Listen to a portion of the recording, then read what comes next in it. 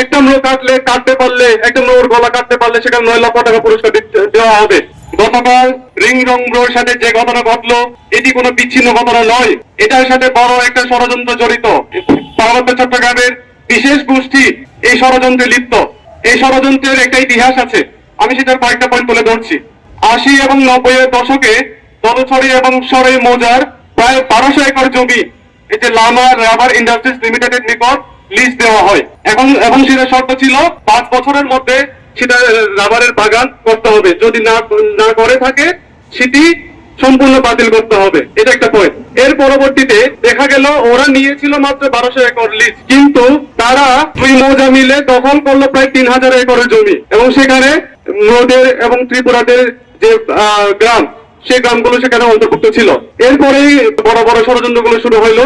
2013 সালে আমরা দেখতে পেলাম প্রায় নদের 80 থেকে 90 একরের বাঁশ বাগান, যেটা দিয়ে তাদের সংসার চলতো, সে বাঁশ বাগান রাবার কোম্পানি কর্তৃক সেটা কেটে তারা বিক্রি করে ফেলেছে।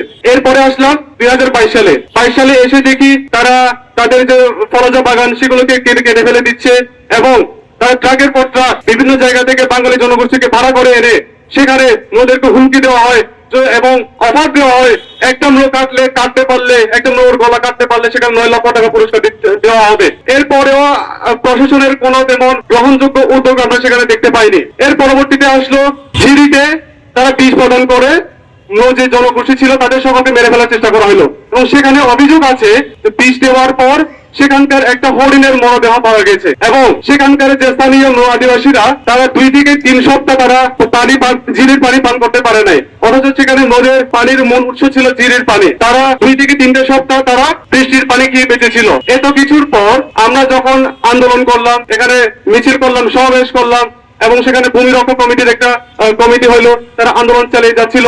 আমরা সেটা হাসিনার আমল হোক বা ইউনূসের আমল, আমাদের যে নদের আদিবাসী বা পাহাড়ের আদিবাসীদের ভাগ্যের কোনো পরিবর্তন দেখতে পাই নাই। এখানে একটা মজার বিষয় আছে, পার্বত্য চট্টগ্রাম চুক্তির গ নম্বর খন্ডের 8 নম্বর ধারায় স্পষ্ট করে বলা আছে, যখন কোন লিজকৃত জমি পূর্ববর্তী যে লিজকৃত জমিগুলো আছে সেগুলো যদি 10 বছরের মধ্যে তাদের কার্যক্রম শুরু না করা হয়, তখন এসব লিজকৃত জমি বাতিল বলে গণ্য করা হবে। অথচ এই যে রাবার কোম্পানি যে জমিতে লিজ দিল সেটা নিয়েছিল 1996 থেকে 2036 সাল পর্যন্ত, 40 বছরের জন্য। অথচ ওরা সেটা শুরু করলো কখন? 25 বছর পর, অর্থাৎ ওরা 25 বছর কোনো কাজ করে নাই। এর মানে পার্বত্য চট্টগ্রাম চুক্তি অনুযায়ী এটা সম্পূর্ণ বাতিল করা উচিত। এবং আমরা দেখেছি পার্বত্য চট্টগ্রাম বান্দরবান পার্বত্য জেলা পরিষদের একটা তদন্ত কমিটি গিয়েছিল, তারাও এরকমই একটা রিপোর্ট প্রদান করেছিল। তারপরও সেটা হাসিনার আমলে আমরা দেখতে পাই না এখানে কোনো উদ্যোগ গ্রহণ করতে। কোনো সরকারের আমল আসছে, এখনো দেখতে পাচ্ছি না যে তাদের কোনো গ্রহণযোগ্য উদ্যোগ সেখানে।